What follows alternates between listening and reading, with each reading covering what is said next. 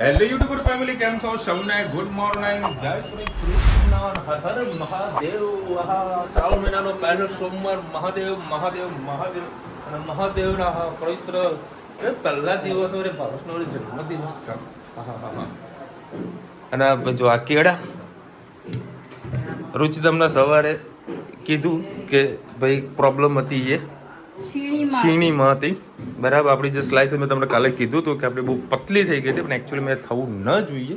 JD હોય as a good. બરાબર, કે રીતે ફ્રૂટ જરા કાપી લેજો, સંભાળી લેજો. એ મમ્મી પેલું ફ્રૂટ કાપી લેજો. રસ્તામાં બેસી બેસીને ખાઈ હું અને મારું શાક ઠંડુ કરવા મૂક્યું છે. ઠંડો કરવા. અને માસાડી અત્યારે ઉઠી છે અને સાંજે નાસ્તો કરી રહી છે. મોજે મોજ.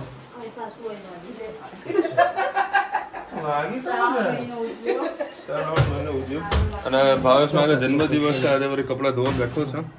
ભાઈ wish you many happy return of the day. કઈ મન એ હા ભાઈ, બધાએ તને હેપી બર્થડે કીધું હોય. બરાબર,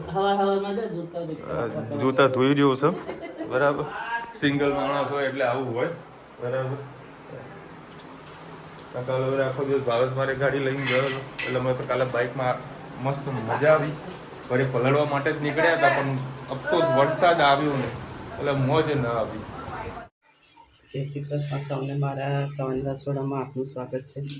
આજે સૂકી તુવર બનાવીશું. તુવર આપણે સરસ બોઇલ કરી દીધી છે. એના અંદર જો કદાચ થોડી તુવર રાખી અને તમારે જાડો રસો કરવો હોય તો તુવરની દાળ અંદર નાખી દેવી, તો રસો સરસ જાડો થઈ જશે. 3-4 પરી જેવું તેલ નાખ્યું છે અને અંદર ટામેટાં, લસણ, ડુંગળી અને મરચાં.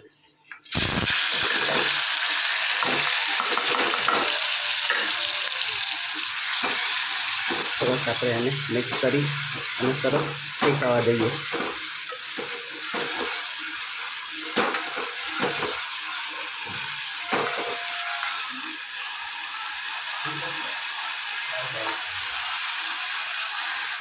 મસાલો આપણો ડુંગળી અને ટામેટાં સરસ આપણે શેકાઈ ગયા છે. હવે આપણે એના અંદર મસાલો કરી મીઠું પહેલાં નાખેલું છે. સાધારણ થોડુંક મીઠું નાખીશું.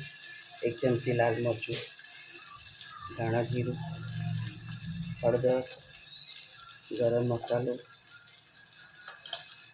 અને હિંગ. સરસ બધું આપણે મિક્સ કરી લઈએ.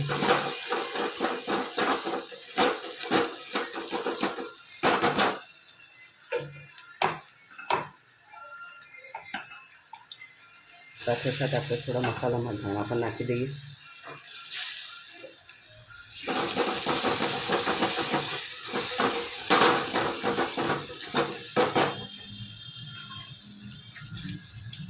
હવે જે આપણે તુવર બોઇલ કરી રાખી હતી એ નાખી દઈએ.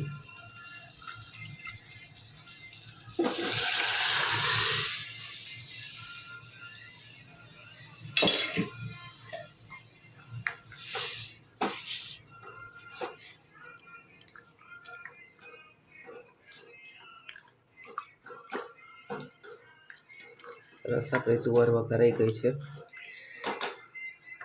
હવે લાસ્ટમાં આપણે સોલે ચણાનો મસાલો થોડોક નાખીશું એટલે ટેસ્ટમાં વધારો થાય. કોમેન્ટમાં ચોક્કસથી કહેજો અમારી તુવર તમને કેવી લાગે. ચાલો ભાઈ, અત્યારે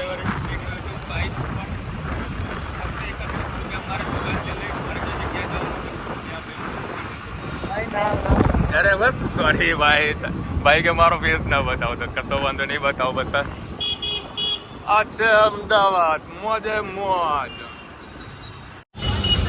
તો આ ગયો રતનપુર અને એટલું ટ્રાફિક જામ કરીને બેઠા છે. મારા ગાડી લઈને અહીંયાથી નીકળાય જ નહીં.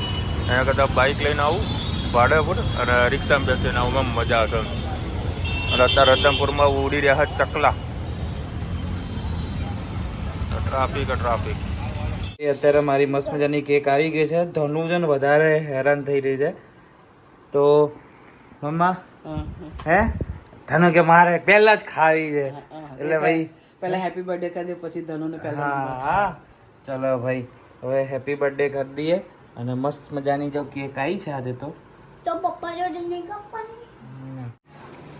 ચલો ભાઈ 9 વાગ્યા છે અને સરસ મજાનો પ્રોગ્રામ હતો.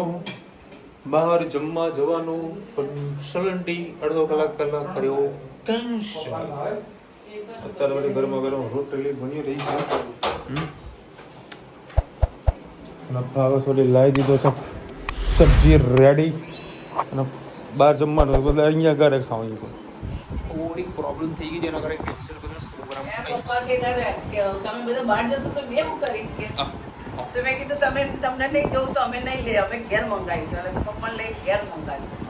હવે બધા ઘેર બી ખાવ તો હું જોઉં કે ભાઈ ઘરે જ છે બધા. અને બધા તમે જતા રહો તારું મારીને પછી મેં શું કરું એવું કે મને ગભરો. મેં કીધું તમે દાદરા છે જે હોટલમાં જાય એટલે દાદરા ચડવાના. અમે કીધું તમે એટલા દાદરા ચડી ના નાખો અને તમને રિક્ષા ગાડીમાં ના બેહાડી રખાય કે ભાઈ તમે બેસી રહ્યો તમે ખાઈએ ત્યાં લગી. એના કરતા અમે ઘેર જ મંગાવીએ.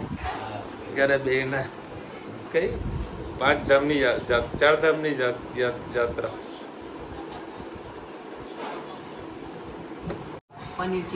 પનીર ચીલી મંગાવી છે, કાજુ કઢી અને પનીરની સબ્જી. હા અને ઘરની રોટલી અને બહારની પણ રોટલી. બધા એક રોટલી તો ખાસો બહારની હે મમ્મી. ચકાચક અને જો હેજ બસ બધા તેના બર્થડે વિશ કર્યો હોય તો બહુ બધું થેન્ક યુ. મારા ફેસબુક, ઇન્સ્ટાગ્રામ, વોટ્સઅપની અંદર કહું ને સમથિંગ 2000 થી 2500 લોકોએ કદાચ વિશ કર્યું. તો આમ થાકી ગયો. બધાના રિપ્લાય દીધા, એટલાને બધાને રિપ્લાય દીધા. કેમ કે આટલું ટાઈમ દઈને મને રિપ્લાય કર્યો છે, મને વિશ કર્યું છે, તો મારે 2 સેકન્ડ કેમ ના બગડે. બધાને એક સરસ મેં મેસેજ કોપી કર્યો એ ચેટ જીપીટીમાંથી. તું થેન્ક યુ તો બધા લખે, કંઈક નવું લખીએ ને એટલે કોપી કરી સરસ મેં બધાને શેર કર્યું ને બધાને વિશ પૂરી કરી. અને એઆઈ છે ને હવે વોટ્સઅપમાં પણ આવવા લાગ્યું છે. તમારા કોઈ પ્રકારના ક્વેશ્ચન હોય તો વોટ્સઅપમાં એઆઈની અંદર તમે મેસેજ લખશો, બરાબર, આપણે જે સર્ચ કરીએ છીએ ને તો નવો અપડેટ કરી નાખજો. એમાં એઆઈનું ઓપ્શન આપેલું હોય છે. તમારે કોઈ પણ પ્રકારના ડાઉટ હોય, કંઈ શોધવું હોય, કોઈ સર્ચ કરવું, કોઈ રેસિપી કરવી જોવી હોય, બરાબર, બધું ટેક્સ્ટ મેસેજમાં તમને બધું જોવા મળી જશે, બરાબર. અને બધાએ વિશ કર્યું છે, બધાને થેન્ક યુ સો મચ. અને 2-3 બધી કોમેન્ટ હતી જે હાલ યાદ છે. હાલ કોઈ મેં કોમેન્ટ પ્રોપરલી વાંચી નથી, થોડીક તકલીફ હોવાના કારણે. રેણુકાબેને કોમેન્ટ કરી છે કે વિશાલભાઈ નીચા ભટવાડામાં જે મંદિર છે, બરાબર, એના દર્શન કરાવજો. 100% આઈ થિંક ના હવેલીનું, બરાબર, પણ એ રાત્રે 9 વાગે પછી બંધ થઈ જાય છે. તો 9 વાગે કરે. એટલે ત્યાં પારણા દર્શન જે શ્રાવણ મહિનાના પહેલાં આગળના 15 દિવસ જે હોય ને એના પારણા મસ્ત રોજ અલગ અલગ થતા હતા. અને પહેલાં અમે સોનલમાં રહેતા હતા તો ઘણી વખત જતા હતા, પણ હવે થોડું દૂર પડે છે એટલે અમે જઈ નહીં શકતા. હવે પારણા બંધ થઈ ગયા. શ્રાવણ મહિનો ચાલુ થાય, શ્રાવણ મહિનાના 15 દિવસ પહેલાં પારણા ચાલુ થાય. એ કઈ ને કદાચ ચાલુ હશે તો આપણે જઈશું, દર્શન કરાવીશું. બીજા પણ ચાલતો હશે, કારણ કે 8:30, 9:30, 10 વાગી જતા હોય એટલે આપણે પ્રોપરલી જઈ શકતા નથી. અને બીજા એક દુઃખદ સમાચાર આવેલા છે આપણે કુમુદબેને કાલે કોમેન્ટ આવી હતી લેટ નાઇટ. એ પોતે આઈસીયુમાં એડમિટ છે. તો સોરી કુમુદબેન, મારો જોડે પર્સનલ તમારો નંબર નથી ને ખાસ તમને કોલ કરે હાલ જ મેં કોમેન્ટ વાત કુમુદબેન ખુદને સારું થઈ જાય અને બધા એવી પ્રાર્થના કરજો. આઈસીયુમાં બેસીને પણ આપણા વિડીયો જુઓ છે. તમને પ્રાર્થના કરે કે તમારે જલ્દી ઘરે આવી જાય, તમારી હેલ્થ થઈ જાય. પછી બેજાબેનને કોમેન્ટ હતી કે વિશાલભાઈ કેળા વેફર ને પેલું આપણે શું ડીપ ફ્રાયર શું લાવે આપણે હવાવાળું એર ફ્રાયરમાં કરું. મેળ નહીં પડે એની અંદર તો, કારણ કે તેલમાં જ લગાવીએ છે તો એ વડે ચોંટી જતું હોય તો આ એર ફ્રાયરમાં તો પોસિબલ જ ના થાય. કેળા વેફર હજુ મેં જોયું નથી, કોઈ દિવસ અખતરો કરીશું, બરાબર. કેળા વેફરનું પછી બીજી કોની કોમેન્ટ હતી, બીજી કે કોમેન્ટ હતી કે હાલ યાદ નથી, કારણ કે મેં પ્રોપરલી વાંચી નથી. કારણ કે વિડીયો થોડો ફટાફટ એન્ડ કરવો હતો, થોડાક મૂડ ઓફ થઈ ગયેલું છે. બરાબર, એ શું છે બધું કાલે વળી ચર્ચા કરીશું. ચલો મળીશું નવા વિડીયો સાથે, નવા મોજ મસ્તી સાથે. ત્યાં સુધી એક સવાલ મને અહીંયા ગરીબ મસો થયા છે. પહેલાં નાના હતા ઝૂમ કર. હા દેખાય છે. ઝૂમ કર એટલે હવે સેજ મોટા થઈ ગયા તમારી ચેન એના મેં અડે છે ને તો મને બહુ દુખાવો થાય. હવે એ કશું પણ કર્યા વગર કેવી રીતે મસા નીકળી જાય એની કોઈ ટ્રીક આપજો. જુઓ, આજે છે શ્રાવણ મહિનો, પહેલો સોમવાર છે અને આજે મારે જોવું હતું મત્સ્ય મહાદેવ. બરાબર, પરંતુ મારી સાથે જેટલા લોકો ટ્રાવેલિંગ કરતા બધાને લેટ થતું હતું, મારે પણ પોતાને લેટ થઈ ગયું હતું. તો હું મત્સ્ય મહાદેવનું દર્શન તમને આજે કરાવવાનું હતું, પરંતુ હું ન જઈ શક્યો. અમારે ત્યાં આગળ મહેસાણાથી લગભગ 5 થી 10 કિલોમીટર અંતર ઉપર મત્સ્ય મહાદેવનું બહુ મોટું મંદિર આવેલું છે, શંકર ભગવાનનું. એમનું જે શિવલિંગ છે મેં એ મંદિરના દર્શન મેં ઘણી વખત તમને કરાવેલા છે. એ શિવલિંગની ખાસિયત એ છે કે જે શિવલિંગ છે ને એમ આપણે જે મસા જે થયેલા હોય ને બરાબર એ પ્રમાણે એનું મહાદેવનું સ્ટ્રક્ચર છે. એમાં એ રીતનું છે કે માની લો કે ફોર એક્ઝામ્પલ મમ્મીને થોડા મસાની પ્રોબ્લેમ થયેલી છે તો હું માનતા રાખું, મારે રાખવાની કે મારી મમ્મીને જો આ મસા મટી જાય તો હું તમારે ત્યાં આગળ ગોળ ચડાવવા માટે આવીશ. બરાબર, તો ત્યાં આગળ છે ને પ્રસાદી તરીકે લોકો ગોળ ચડાવતા હોય છે, એ ત્યાં માનતા રાખતા હોય છે.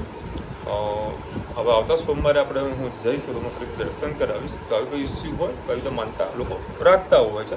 હવે એ ચલો એ તો ધાર્મિક વાત થઈ ગઈ. હવે આ જે પ્રેક્ટિકલી જે ટેકનિકલી વસ્તુ છે એનું પ્રોપર સોલ્યુશન શું હોઈ શકે એ જરા તમે કોમેન્ટમાં જરા જણાવજો, તો મમ્મીને થોડું જે તકલીફ થઈ રહી છે એ જલ્દીથી જલ્દી દૂર થાય એ જરા જોઈ લેજો. ના ત્યાં તો નથી કોઈ તકલીફ, પણ ધીરે ધીરે સેજ મોટા થયા હતા.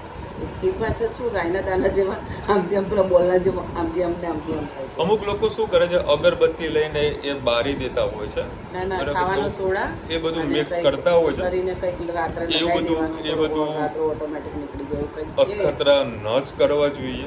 કોઈ સારા ડૉક્ટરની જ્યાંની ભાષામાં કંઈ ટ્રીટમેન્ટ થતી હોય એ ટ્રીટમેન્ટમાં જ જવું જોઈએ, જેથી કરીને એનું જે ઇન્ફેક્શન છે એ બીજા પાર્ટમાં ન લાગે.